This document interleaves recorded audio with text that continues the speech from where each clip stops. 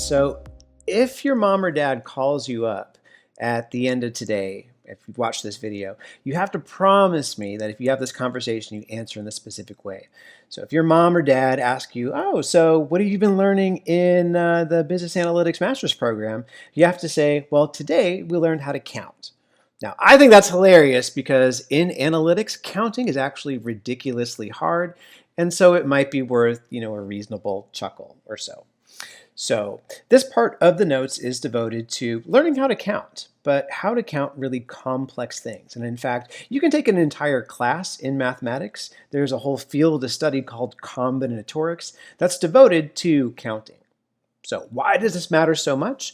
Well, if we go back and revisit that special case where we can actually calculate the probability of some event as long as each outcome is equally likely, all that makes us do is to count up the number of certain types of events and the total number of elements in our sample space. So remember that if each of those outcomes in a sample space were equally likely, the probability of any event that we have in mind is simply a ratio of two numbers. The numerator is going to be the number of outcomes that satisfy our event, and the bottom number is just the total number of outcomes in the sample space. So we just have to count to figure out what those are. So if I were to roll two dice, each of those dice comes up 1 through 6. We knew that each one of those 36 possible outcomes, those combinations of 1s through 6s, were equally likely. If I wanted to know the probability of a 7, well, I just count up the number of instances that I see 7 in that sample space and divide by the total number of outcomes in that sample space. So we need to know how to count. So how do we do that? It turns out that a lot of things we might be interested in counting isn't as simple as just, 1, 2, 3. We're going to run out of fingers actually really quite quickly. We're going to have to develop some tricks to actually count up relatively difficult quantities. So for instance, if I were to ask you, let's imagine taking 100 different coins, flipping them all in the air at once, and then looking to see what's the probability that 64 out of 100 of those turns out heads. Well, every combination of heads and tails among those 100 coins is going to be equally likely. And so we would need to know, okay, well, how many total outcomes, how many combinations of heads and tails over those 100 coins is available to be in that sample space, and then how many of those outcomes have exactly 64 heads. So we need to know, well, what does that sample space look like? What does the sample space look like if we flip 100 coins? That's going to be a pretty big sample space. There's a lot of possible combinations out there. Or if we want to win the Powerball, I don't know about you, but when I drive to campus, I pass a billboard that talks about how much the Powerball jackpot is up to. And if it gets above, 200, 300 million, I start dreaming I should probably enter the lottery, buy a ticket or two, because boy, do I have plans for winning that Powerball. In fact, I think my number one plan right now is I'm a huge fan of treasure hunts. And I don't know if you guys know, but recently this guy named Forrest Fenn, he buried this crazy intricate treasure somewhere in the Rocky Mountains, and people have been searching for it for years and years and years and years, and someone allegedly kind of found it. Now it's a little bit shady because the winner's not really coming forth. The guy kind of gave the finder of the treasure the option to stay anonymous and to not share the solution. So people were wondering oh, did Forrest Fenn just kind of bail and have one of his friends go and get it? What's exactly going on? It's kind of shady business here. And actually one summer way back in graduate school, there was a book called A Treasures Trove. And inside that book, it was a children's book, there were clues to 12 jewels that the author had hidden around in national park somewhere. And so you had to solve these really intricate, really complicated clues to figure out the location of these jewels. They were all hidden inside of knot holes in trees, actually. But it was a lot of fun. I didn't solve any. I was close. I think there were internet forums, and I was keeping up with what the strategies were and everything. But I had a lot of fun trying to solve those puzzles. And with Forrest Fenn's treasure having been found, there's a lot of reports that families had a lot of fun looking for it. A few people died along the way because they got dumb and tried to jump down ravines. So maybe that's why he ended it. But for the most part, I think treasure hunts are pretty cool. So if I won that Powerball, I would try to set up one heck of an awesome treasure hunt. I have some pretty good ideas. But anyway, what are the chances of winning the Powerball jackpot? So we talked about that each one of the outcomes, each one of the combinations of white numbers and the one red number is equally likely. So if I want to know the probability of winning the Powerball, all I need to do is figure out, well, how many possible combinations are there? I get one ticket, I get one combination, one out of however many there are. That's going to be the chances that I would win. When you guys enter in your third semester, you guys will be doing a capstone project with some teammates. It's a group project. You'll work with Delta or Coke or Haynes or Clayton Homes or Jewelry Television, something like that. And so when we split you up into groups, well, we take your preferences in mind, who you like, who you're not such a huge fan of, types of projects you want to work on, projects you don't want to. And so our group assignment isn't random. But let's imagine that if we did do this at random, what if we were going to, say, split up 25 people into, say, different groups? What would be the sample space if that process occurred? There's a lot of different ways it could result. We could have 5 equally sized groups of 5. We might have 8 groups of 3 and 1 group of 1.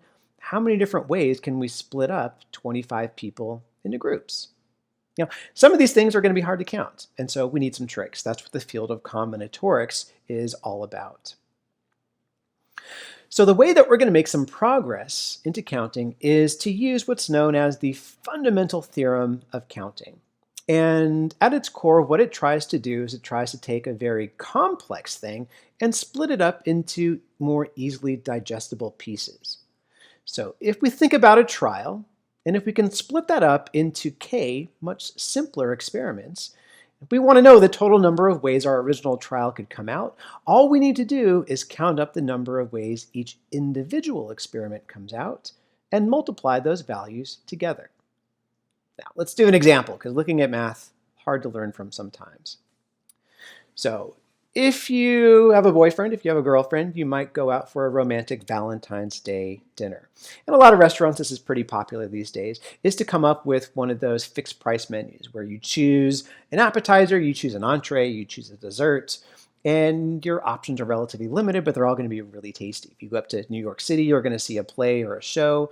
There's a lot of restaurants that serve these kind of fixed price meals where you choose the same sort of thing. So let's imagine you and your date show up to a restaurant for one of these Valentine's Day menus, and you have 3 different courses: appetizer, main course, and you have the dessert, and you have a bunch of different options to choose from. So appetizer, maybe the baby spinach salad, maybe the Mediterranean salad. Main course, pan-seared yellowfin tuna. Sounds pretty tasty. And a dessert, wild berries with California white wine. We might say, okay, well, let's imagine if we were just to pick one of these meals at random, what's the chance that it would be this particular meal we have in mind? In order to do that, we would need to count up the total number of elements in our sample space. In other words, the total number of meals that could be generated. So, fairly complex trial. It's like we're doing 3 smaller things, though. It's like we're picking an appetizer, then picking a main course, and then picking a dessert. And so this fundamental theorem of counting says, if I want to know the total number of meals that are possible, what I need to do is take the total number of appetizers, multiply that by the total number of main courses, multiply that by the total number of desserts. Basically split up your more complicated trial into smaller experiments, and you can piece together the total number of ways your original trial can result by multiplying together the number of ways that each individual experiment can result that make up your trial here. So in this case, well, what do we know? We have 3 choices of appetizer. They were sold out of one of them, the gross one. We have 4 choices of main course, and we have 2 desserts. So how many different meals? Well, the fundamental theorem of counting says just multiply the total number of ways each one of those experiments can turn out, and you have your answer. So 3 times 4 times 2, there's 24 different possible meals that can result. So, all right, back to kind of a question about probability. Let's imagine that you and your date do go to this establishment. You're going to order from this menu, and you're going to leave your option up to random chance. And you're going to see if you and your date are meant to be. It's a match in the stars. And the way you're going to gauge this is if your randomly picked meal exactly matches up with your date's. So, what's the probability that that would just happen by happenstance? What's the probability just by random chance that your meal, completely picked at random, is going to match your dates?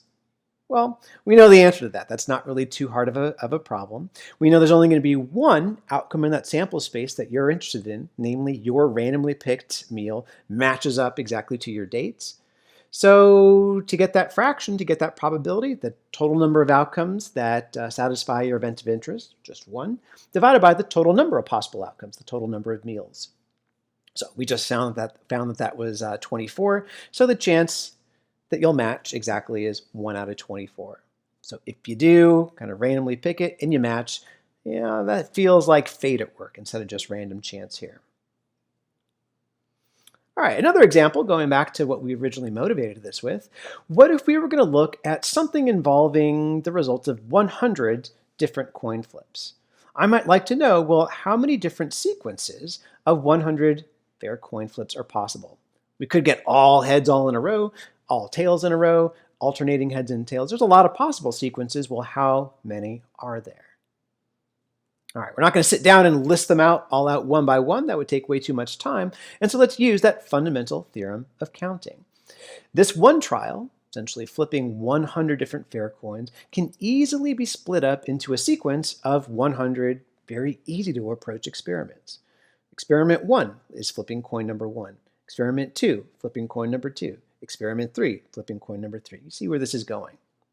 So the fundamental theorem of counting says if you want to know the possible number of sequences you can get after you've flipped 100 different coins, just multiply together the possible number of outcomes for each one of those coin flips in the sequence. All of them just have 2, so 2 times 2 times 2, basically multiplying 2 by itself 100 times, 2 raised to the 100th power, or 1.3 times 10 to the 30th power. Huge number. I think that's more than the number of atoms in the universe, so super huge. All right, well, another question. So once again, I love Vegas. I started out, trying to count cards in blackjack. So of course I have decks of cards, pretty much everywhere. Now, I'm not a big poker guy because in order to succeed in poker, you have to be really good at reading people. And I'm just not good at that. It's hard for me to tell if people are bluffing, if they really have the cards. That's just not somewhere I excel at. I can do the probabilities just fine, but you can outbluff me all the time. I remember sitting down to my first game of poker in college, and I had played poker a lot with my sister and my dad growing up. It was a lot of fun. I kind of knew the ins and outs of how the game was played. And yet constantly I would end up losing all my money because fundamentally, if you can't read people, you don't know when to stay in the game, you don't know when to exit, you're going to lose all that money here.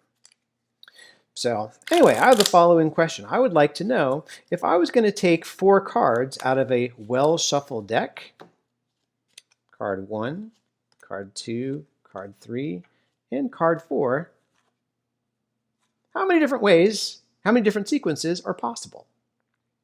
All right, well, we can use the fundamental theorem of counting as well. This is a pretty hard trial. A lot of stuff is going on here. Fundamental theorem of counting says, well, let's break it down into much simpler components. This is like a sequence of 4 different experiments, seeing what's on card 1, then card 2, then card 3, then card 4. And so the fundamental theorem of counting says that if I want to know the total number of possible sequences, then all I need to do is multiply the number of ways that first card can come out by the number of ways the second card can come out, times the third, times the fourth. So that math isn't too hard to do. We can just reason it through. There's 52 cards in a normal deck, so that first card can have 52 different options, 52 different ways of coming out. The second card, well, I can't pick the first card again, so that only has 51 different ways. 50 for the third, 49 for the third. So 52 times 51 times 50 times 49, about 6.5 million possible sequences that might arise. Now, this is taking into account order. It matters to me if it was ace, king, queen, jack versus jack, king, ace, queen. All right, so a lot of times we can do this with the fundamental theorem of counting. If we can break down our hard-to-study quantity into a sequence of much easier to digest experiments, we can figure out how big that sample space is. We can figure out the total number of outcomes in that sample space. And because our motivating examples kind of went there, it's a good time to talk about two additional technical terms in probability, and that is sampling with replacement versus without replacement. So these are some terms that we'll see a few times in this class. Very often when we do kind of break down a hard-to-study quantity into a sequence of repeated trials, very often each of those trials are either basically identical, meaning they have the exact same sample space, like heads and tails for each one of those 100 coins, or maybe the sample space changes up from one experiment to another. Like dealing out those 4 cards. That second card couldn't be the first card. There were fewer options for it to obtain than that very first card. So when we talk about kind of a sequence of repeated trials, the sample spaces of each one of those trials, we use the words with replacement versus without replacement depending on whether or not that sample space stays the same or if it changes from one trial to another. So if it just so happens that the sequence of experiments have the same sample space every single time, that's like we're sampling with replacement. So for that sequence of 100 coins, it was like we're reaching down into a bag, picking out heads or tails, noting what it was, and then putting it back in, allowing us to sample it again. So the sequence of 100 coins, that's like sampling from heads and tails 100 times with replacement. Now, for the cards, a little bit different, because once I've selected that first one, I can't select it again for the second. So in this case, while we're dealing with kind of like the same sample space from one card to another, we're picking from the same deck, the sample space is changing just a little bit from one trial to another. The previously selected outcomes can't appear again. And so it's like we're sampling from the deck, those 52 different cards, but in this case without replacement. So I can't get the same outcome twice. And that kind of factors into our discussion of independence. We talked about that if I wanted to do that frequentist view of probability, do those repeated trials, measure that fraction to get that probability, those trials needed to be independent of one another, meaning the sample spaces of each one of those trials needed to be identical as my experiment progressed. So sometimes that matters, and so now we should know kind of why that matters here. Okay, so if it is the case that we're sampling with replacement, essentially those repeated trials that we're performing, like the 100 coins, are dealing with the same sample space, it's pretty easy for us to count up the total number of outcomes in the sample space of our more complex thing that we're studying here. So if we can think of some experiment that has n different outcomes, flipping that coin, heads and tails, 2 different outcomes. If we were picking a bunch of random numbers between 1 and 10 with replacement, the sample space would have 10 different outcomes, 1 through 10 for each one of those trials. If our trial, our more complex trial right here, consists of k of these experiments, all 1 in a row, then it's really easy for us to use that fundamental theorem of counting to figure out the size of that sample space. Essentially just take n and raise it to the k power. So, for example, Tennessee Pick 4 is a lottery game where we basically pick 10 integers at random between 0 and 9. They're all equally likely, and there's 4 different balls to choose from. They're coming from 4 different sockets or whatever, so we can get the same number twice. So in this case, picking a winning Pick 4 lottery number is a sequence of 4 different experiments. Each of those experiments has 10 total outcomes, the integers 0 through 9 here. And so if I want to know the total number of possible tickets, possible number of combinations, that would be n, the number of different outcomes, 10 raised to the number of experiments in my trial, which is 4, picking 4 numbers here. 10 to the 4th power gives me the total number of ways that can come out. Now, what if I'm doing it without replacement, like with the cards, where that sample space is changing a little bit from one instance to another? Well, all I need to do is just literally apply that fundamental theorem of counting. If I have, let's say, n different or a bunch of different experiments, kind of repeated all in a sequence here.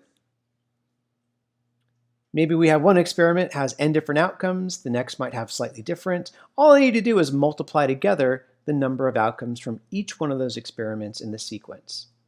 So if k total outcomes, like picking 4 different cards from that deck, are going to be picked without replacement, then the way that I figure out the total number of ways that can happen is taking the number of ways that first experiment can result times the second times the third. And in this case, I'm just kind of marching down 1 fewer integer each time. I could make this as a shorthand with some factorials. N factorial just means n times n minus 1 times all the integers below it. And you can use factorial in R to actually get that very quickly. So if we had to select a pin number, let's say, I guess pin number is a little bit redundant, that N stands for number, and it needed to be 4 digits, and those digits had to be unique. How many possible pins were there? Well, this is like sampling from the digits 0 through 9 without replacement, because we can't have the same number twice. So we got 10 options for the first, 9 for the second, 8 for the third, 7 for the fourth, about 5,000 different pins here. All right, so that discussion that we just had was relevant to when the ordering of the outcomes in that sequence mattered to us. So if we wanted to look at just a sequence of 3 coin flips, heads, tails, heads is going to be a different sequence than tails, heads, heads. Same number of heads and tails, just in a different order. And when that's the case, when the ordering of the sequence matters, and the same types of elements just in a different order count as a different sequence, those formulas work great. But what if order doesn't matter? So for instance, in Powerball, you pick 5 random numbers between 1 and something like 69. The ordering of those 5 numbers doesn't matter. You don't have to pick the order exactly, just as long as you've picked those 5, no matter what the order is that they eventually get drawn in, you're still going to be a winner here. So in that case, when ordering doesn't matter, there's a little bit of a twist that we need to apply to the formula provided to us by the fundamental theorem of counting to get the number of possible sequences that matter to us. And a lot of times this is the case. A lot of time ordering doesn't matter. A poker hand is just picking 5 different cards. It doesn't matter the ordering that the cards that you got. Any sort of shuffling of this is going to result in the same poker hand. So we need a modification of our fundamental theorem of counting to take into the account sometimes the ordering of the outcomes of that sequence of experiments isn't a relevant factor to us. So what's going to be the answer here? Well, this is so common in probability, so common in analytics, we actually have a special shorthand to denote the number of possible combinations that can result. So it's like an N and a K with a big old set of parentheses around it. We pronounce this as N choose K. So what does this really mean? What we're imagining is that we have N possible items to choose from. So like 52 cards in a deck. For the Powerballs, the number of white numbers 1 through 69. N possible items here, and we're going to select K of them. For Powerball, we're going to select 5. For a poker hand, we're going to select 5 as well, kind of a coincidence. If I want to know the number of possible unique combinations, where the particular ordering of the values doesn't really matter, the answer is going to be N choose K. And that's just abbreviation for some factorials. N factorial over K factorial, top and bottom, and then N minus K factorial, the difference between those. You can do that in R with choose N comma K. And so let's do an example here. So let's imagine that we're going to have a lottery where 4 numbers, 0 through 9, are picked without replacement here. So we can't get the number 1 twice, we can't get the number 9 twice. They're all going to be unique, but the ordering of these numbers doesn't matter to us. So the sequence 4190 is just as winning of a sequence as 0941 is. So we might wonder, okay, well, what are the chances of winning this pick 4 if I just randomly select 4 different of these numbers? There's only going to be one combination that matches the winning number, so it's going to be 1 divided by however many possible combinations there are. So how do I figure this out? Well, my sample space has, for each one of these experiments, it starts out as having 10 different numbers. So N is really basically going to be 10 in this case. I have N items to choose from, and I'm going to choose 4 of those. So it's being done without replacement. The order doesn't matter. My answer is going to be 10 choose 4. How do I get that? Well, I can either math it out in R by saying choose 10 comma 4, 210, or I can write it out just with the choose notation. 10 choose 4 would be 10 factorial, what's on the top here, divided by 4 factorial, what's on the bottom, and then the difference factorial as well, also in the denominator here. All right, so why does that make sense?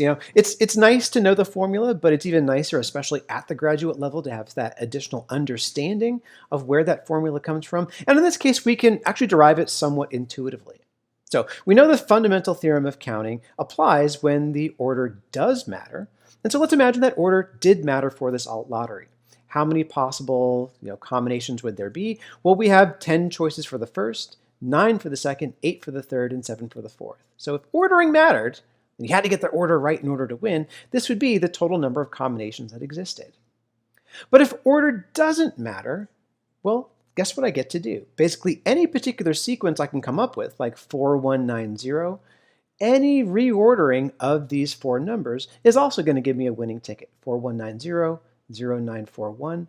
So a lot of these sequences, these 10 times 9 times 8 times 7, are redundant. And so I need to factor out those redundant orderings when order doesn't actually matter here. So if I have a particular sequence like 4190, well, how many redundant sequences are there? Well, however many ways I can rearrange the 4, the 1, and the 9, and the 0. How many ways can I arrange that? Well, I have 4 options for the first, 3 for the second, 2 for the third, and then 1 for the last. I have a total of 24 different ways of reordering any particular sequence. So if order did matter, this is how many sequences I could get, but only 1/24 of those sequences are going to result in a unique combination, removing that ordering constraint here.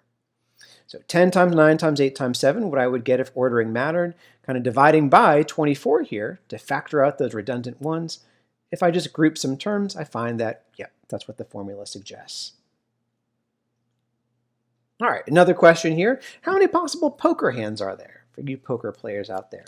So in poker, you got your deck of cards, it's shuffled, and what you do is you get 5 at random. So we got this card, 9 of diamonds. We got this card. We got Queen of spades. We got this card, Jack of clubs. We got this card, 4 of spades. And we got this card, 4 of hearts. Not a terrible poker hand. We got a pair of 4s here. We might ask, well, how many different poker hands are there? So in this case, ordering doesn't matter. If I rearrange these 5 cards, it doesn't matter what the ordering turns out to be. It's still the same poker hand. So in this case, we have a list of 52 outcomes, the 52 cards in the deck. We're selecting 5 of them, and ordering doesn't matter.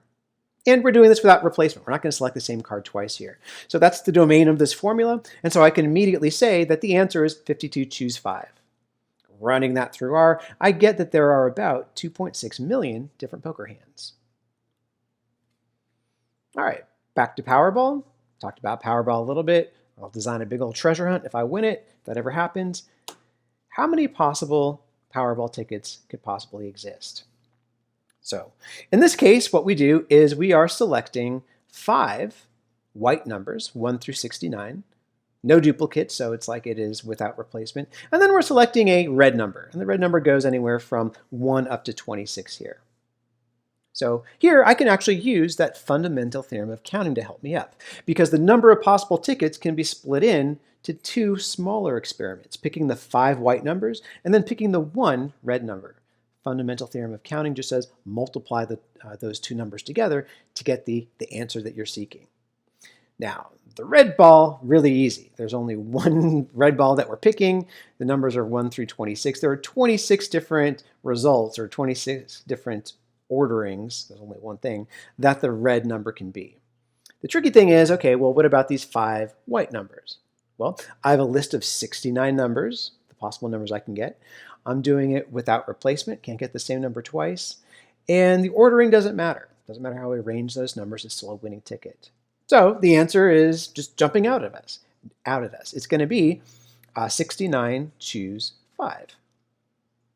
So our experiment is really 2 things. We're picking the 5 white numbers, of which we got this many ways for it to result. And then, second experiment, picking the red number. We have 26 different ways of that coming out.